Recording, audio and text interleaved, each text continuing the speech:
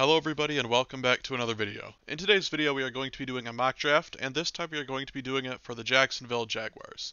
I would love any and all feedback, so just comment below what you think of this, and let's go ahead and get started.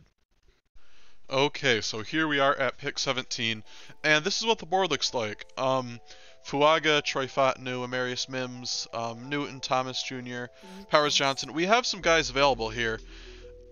And this is kind of a tough choice, because honestly, I think that Tylese Fuaga could be the best tackle out of this class. I really like him as a prospect. I think he could be better than, Alt or Fashanu, honestly. And I also like Jackson Powers Johnson a lot. He's easily the best interior offensive lineman, and I think he's going to be one of the best IOLs in the NFL for quite a while. But then you also have Brian Thomas, and I feel like wide receiver is probably a more pressing need than offensive line or offensive tackle. They're both needs up there for Jacksonville, so it's kind of take your pick on which one you want to address first. But I can see wide receiver drying up faster than offensive line, so I'm going to go ahead and nab Brian Thomas Jr. here and give Trevor Lawrence a weapon that he could really use. Alright, and now we are here at pick 48, and this is not kind of a tough choice again. We have Tavondre Sweat here and Frazier, and Cooper Beebe here, honestly, too. And that kind of makes me think. You could even make an argument for Braswell, but it's mainly between these three. So it's going to be either interior offensive line or defensive tackle.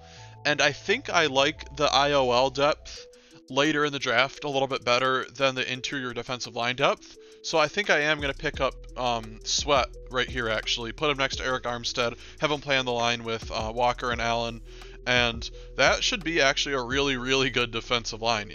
And especially if your defensive line is really good, there's a little bit less pressure on your secondary. So I think this kind of makes up for it, because there aren't any secondary prospects here that don't really feel like reaches.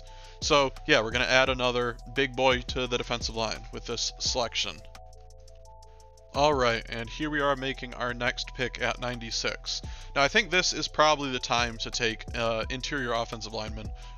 Johnny Wilson here is interesting, but we already got our wide receiver, so we will leave him for some other team. So yeah, I think Dominic Pooney, is maybe how you say it, out of Kansas, is probably a pretty good bet. He had a great career at Kansas, and he is a fun prospect to plug into the interior of the line here in Jacksonville. So we are going to go ahead and pick him up here for now or for later, we'll see. But draft him here and simulate actually to our next slot, in which I think it's finally time to look at a corner. I think this is probably about the right slot to go ahead and look at one of those. It is kind of unfortunate a couple of them went right before our selection here, a couple that I would like, especially Kalen King, but let's look at the board. And Cam Hart is still on the board, and Cam Hart is a prospect out of Notre Dame that I like a lot. I really do. I think this is pretty good value for Jacksonville here, 114th overall. This is probably about the right spot, but he's got some upside. So we'll pick him here. And then just a couple slots later, I'm going to go with Jalix Hunt for some edge depth out of Houston Christian, because yes, Josh Allen is on the roster, but he is playing on the tag, and there's no telling how long he's going to stick around after that expires.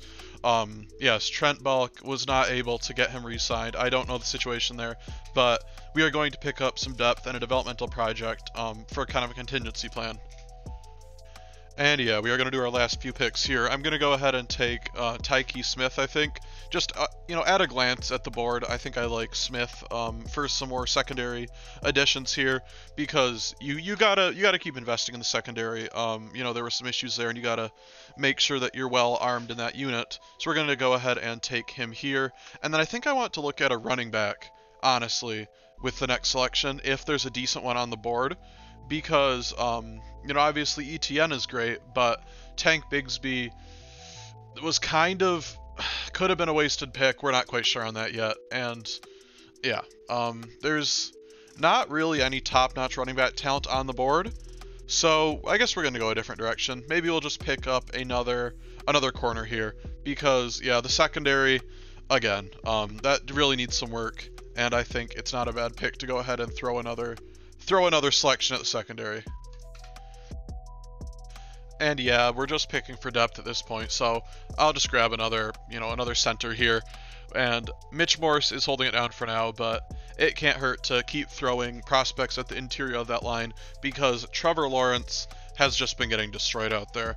And, you know, you keep investing, you keep hoping that one of your guys, one of your picks will hit and turn into a good interior offensive lineman. That would be excellent. So we are going to go ahead and take him here, and the draft will be completed. And here is our finished draft. We have Brian Thomas Jr. at 17, and I think that's a sorely needed pick, a great compliment to Christian Kirk. And T'Vondre Sweat here at 48, he was going to help stop the run especially. He's more of a pure run stuffer, but he can also push the pocket sometimes. He's going to form a really good defensive line with Armstead, Allen, and Trayvon Walker. This guy out of Kansas here, probably he's going to start. It's hard to say. It's hard to say how polished he's really going to be when the season starts, but he definitely could start very soon. And then Cam Hart might end up starting with with the lack of depth in the secondary, but he's got potential, so it wouldn't be the worst thing in the world. Hunt for some edge depth, Smith safety depth, flyer pick for corner, flyer pick for center. So, Jaguars fans, what do we think? I do like the Jaguars. I followed the Jaguars plenty over the last year or two. I really liked what you guys were building, and obviously 2022 was really promising for the Jaguars. My main team is the Lions, and both the Jaguars and Lions had really promising 2022s, but they kind of took inverse trajectories the following year, because the Jaguars were 8-3, and then they took a nosedive, and I don't know what to think about that. So, yeah, if there's any Jaguars fans out there who are kind of more in tune with the situation and can tell me how this is looking, I would appreciate it, because I think this is going to work out pretty well for their team. So, yeah, with that said, I appreciate everybody watching. If you are still here, drop a comment, let me know. I always love hearing from people. Yeah, until next time, peace out.